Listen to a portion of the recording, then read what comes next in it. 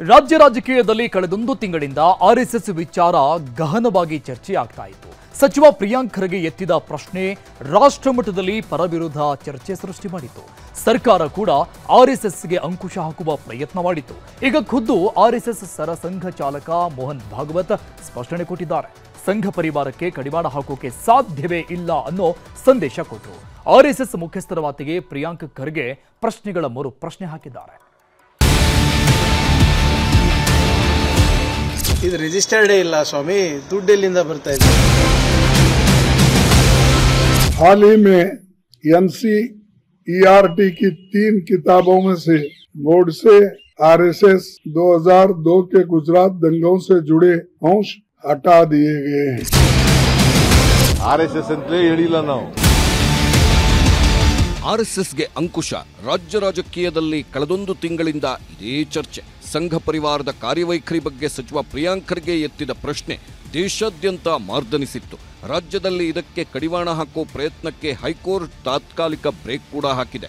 ಈ ಮಧ್ಯೆ ಆರ್ಎಸ್ಎಸ್ ನೋಂದಣಿ ಕುರಿತು ಕಾಂಗ್ರೆಸ್ ನಾಯಕರು ವ್ಯಾಪಕ ಟೀಕೆಯನ್ನ ಮಾಡಿದ್ರು.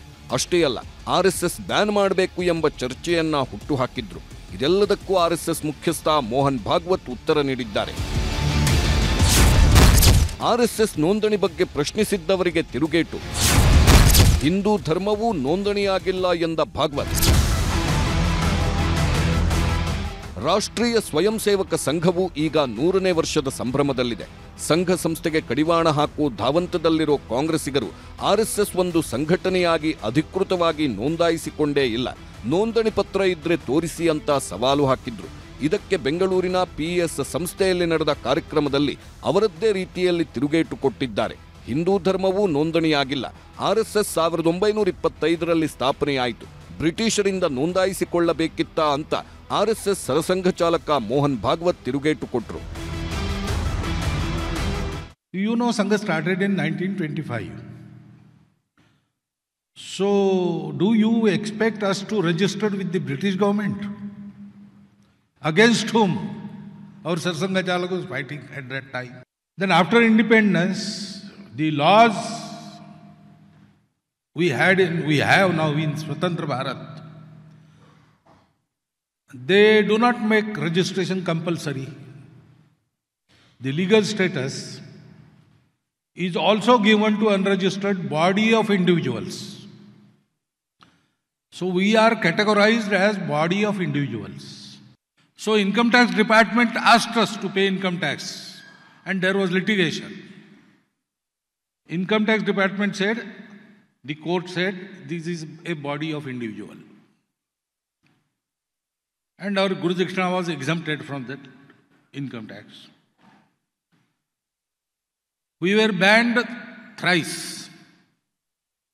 So government has recognized. If we were not there, whom they banned? And each time courts resolved the ban, they dismissed the ban and made RSS a legal organization. Legally, factually, we are an organization. We are not unconstitutional. We are within that constitution. Our status, legal status, is within that constitution. So we need not register. Many things are there which are not registered. Even Hindu Dharma is not registered. ಇನ್ನು ಹಿಂದೂ ಧರ್ಮೇತರರಿಗೂ ಶಾಖೆಗೆ ಬರಲು ಅವಕಾಶವಿದೆಯಾ ಅನ್ನೋ ಪ್ರಶ್ನೆಗೂ RSS ಸರಸಂಘ ಚಾಲಕ ಮೋಹನ್ ಭಾಗವತ್ ಸ್ಪಷ್ಟನೆ ಕೊಟ್ಟರು. No Brahmin is allowed in Sangha. No other caste is allowed in Sangha.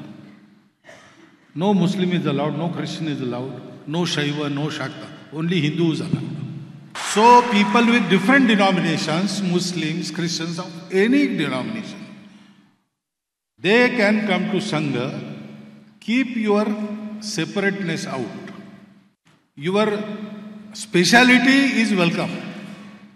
But when you come inside Shakha, you come as son of Bharat Mata, member of this Hindu society. But we don't take their count and we don't ask who they are.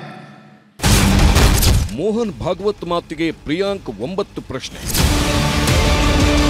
ಇನ್ನು ಕಾರ್ಯಕ್ರಮದ ಬಳಿಕ ಸಾಮಾಜಿಕ ಜಾಲತಾಣ ಎಕ್ಸ್ನಲ್ಲಿ post ಹಾಕಿರುವ ಸಚಿವ ಪ್ರಿಯಾಂಕ್ ಖರ್ಗೆ ಅವರು RSS ಮುಖ್ಯಸ್ಥ ಮೋಹನ್ ಭಾಗವತ್ ಅವರಿಗೆ 9 ಪ್ರಶ್ನೆಗಳನ್ನು ಕೇಳಿದ್ದಾರೆ.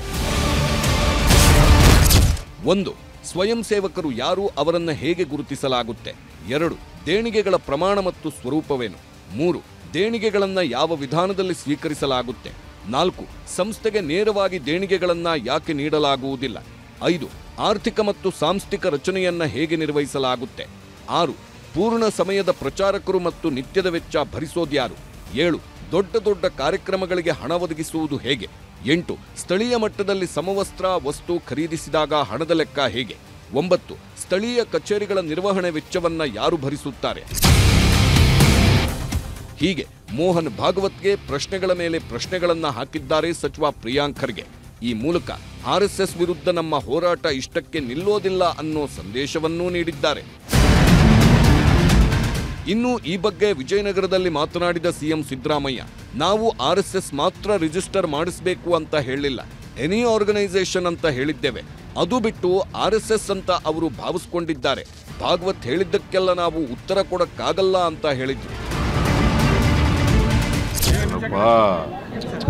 ನಾವು ಹೇಳಿರೋದು ಆರ್ಎಸ್ಎಸ್ ಅಂತ ಹೇಳಿಲ್ಲ, ಎನಿ ಆರ್ಗನೈಸೇಷನ್.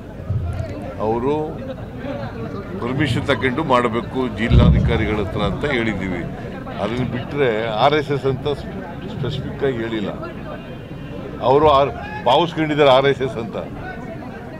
ಎನಿ ಆರ್ಗನೈಸೇಷನ್ ಅಂದ್ರೇನು? ಎಲ್ಲ ಸಂಘ ಸಂಸ್ಥೆಗಳು. ಆಮೇಲೆ ಹೇಳಿ, ಭಾಗವತ್ ಹೇಳಿದಕ್ಕೆಲ್ಲ ನಾವು ಉತ್ತರ ಕೊಡಕ್ಕಾಗಲ್ಲ. ಕಾಂಗ್ರೆಸ್ ನಾಯಕರ ಪ್ರಶ್ನೆಗಳಿಗೆ ಆರ್ಎಸ್ಎಸ್ ಉತ್ತರಿಸಿದೆ. ಈ ಮೂಲಕ ಆರ್ಎಸ್ಎಸ್ ನಿಷೇಧಿಸಲು ಸಾಧ್ಯವಿಲ್ಲ ಅನ್ನೋ ಸಂದೇಶವನ್ನೂ ರವಾನಿಸಿದ್ದಾರೆ. ಕಾಂಗ್ರೆಸ್ ಆರ್ಎಸ್ಎಸ್ ನಡುವಿನ ಹೋರಾಟ ಮುಂದೆ ಯಾವ ಹಂತ ತಲುಪುತ್ತೋ ಕಾದು ನೋಡಬೇಕು. ಹೆಬ್ಬಾಕ ತಿಮ್ಮೇಗೌಡ ಜೊತೆ ಕಾರ್ತಿಕ್, ನ್ಯೂಸ್ 18 ಕನ್ನಡ, ಬೆಂಗಳೂರು.